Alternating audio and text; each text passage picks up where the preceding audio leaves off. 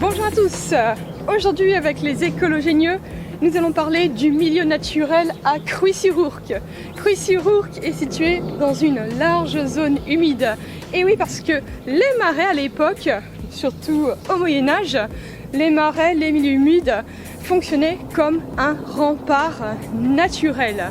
C'est aussi comme ça que les douves pouvaient être agrandies autour des châteaux sans avoir besoin à trop creuser.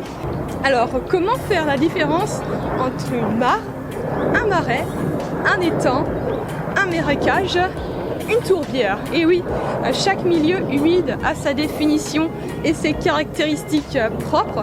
Du coup, ils ne peuvent pas être protégés et gérés de la même manière. C'est important de connaître leur équilibre et leur biotope, c'est-à-dire leur biodiversité spécifique pour savoir qu'est-ce qui est bon, qu'est-ce qui est pas bon, quel est son état de santé. Et oui, parce que par exemple, dans une mare, nous verrons que son état eutrophe n'est pas signe de mauvaise santé, bien au contraire. Et dans un étang, inversement, un étang qui est envahi de végétation, ça ne peut être plus bon dans certains cas.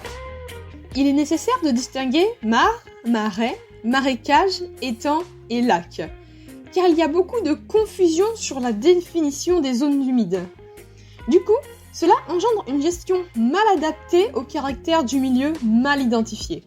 On peut croire que des zones humides sont menacées alors qu'il s'agit seulement d'une mort naturelle. Les zones humides ont un cycle de vie temporaire en fonction de leur définition. Ces définitions sont au-delà du dictionnaire et issues des définitions données dans les différents textes de droit international et universel des zones humides. Pour protéger et gérer les zones humides, il faut prendre soin de les définir correctement.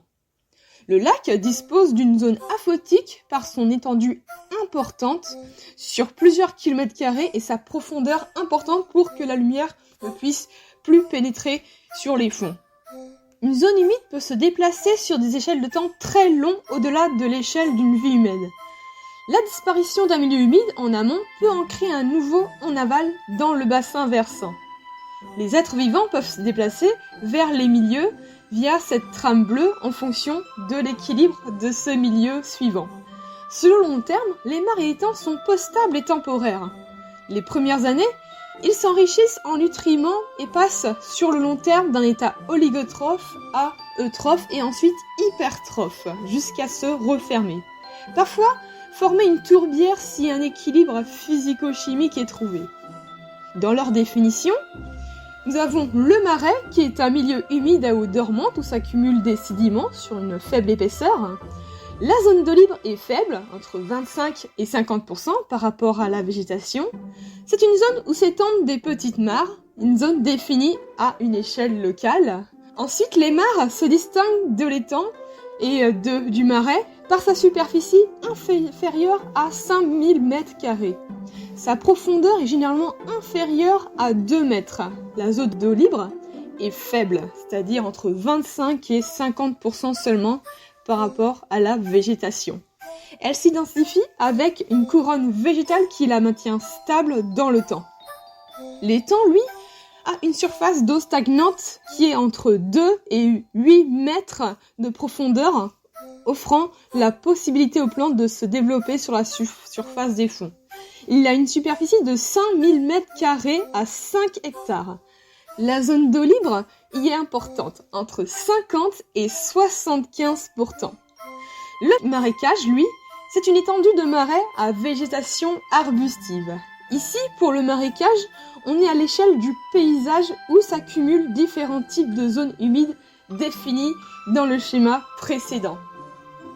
La tourbière, c'est une zone d'accumulation de végétaux peu décomposés, la tourbe, en raison de la présence permanente d'eau et du manque d'oxygène. La permanence de l'eau est soutenue par le couvert végétal important qui se développe au-dessus et empêchant l'évaporation de l'eau dans le sol. Par toutes ces définitions, on retrouve le cycle de vie de ces zones humides et de ce fait leur destinée naturelle. L'eutrophisation d'un milieu humide est ainsi la mort naturelle d'une mare, surtout si ce processus est lent. La tourbière est l'exemple de ce processus lent mais équilibré. Les zones humides marécageuses et tourbeuses n'existeraient pas avec leur biodiversité spécifique sans leur matière organique en grande quantité, qu'elle soit morte ou vivante. C'est-à-dire que ces milieux naturels ont besoin d'un apport en matière organique en grande quantité pour vivre. En d'autres termes, que ces milieux sont gourmands avec une bonne capacité à digérer la matière vivante ou morte et à la minéraliser.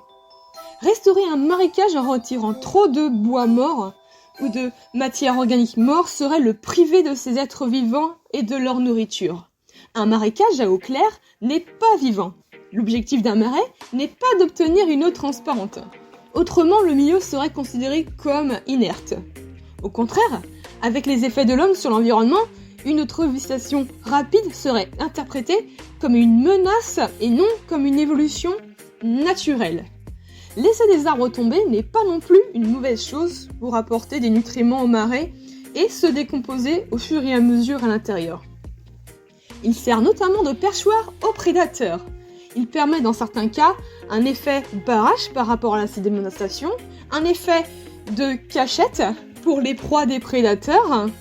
Le retrait d'arbres tombés est étudié au préalable car en général, cette chute d'arbres n'est pas considérée comme mauvaise. Un marais propre, dans le sens des hommes, ça n'existe pas. Autant aller à la piscine si on veut profiter de l'eau transparente sans matière organique morte dedans.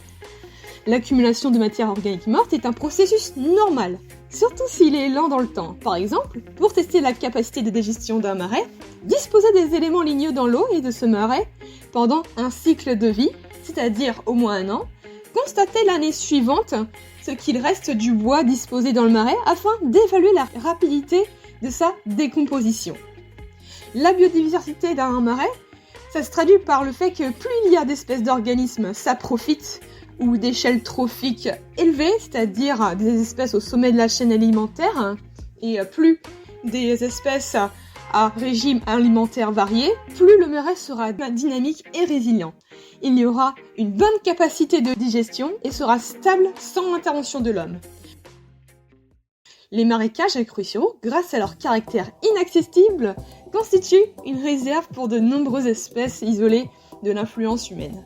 La tourbière héberge alors une biodiversité particulière. Par exemple, à Cruy-sur-Ourcq, nous pouvons trouver la plante carnivore, la Drosera.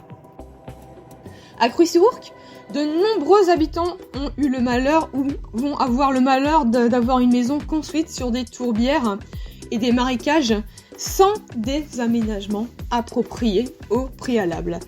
C'est-à-dire qu'elles ne sont pas construites sur un niveau ou un talus pour avoir un écart entre le niveau de l'eau sous terre et le niveau du sol de la maison. Ce qui fait que leurs maisons à long terme s'enfonceront dans la tourbe en endommageant ces structures, ou bien les matériaux de l'intérieur de la maison moisiront.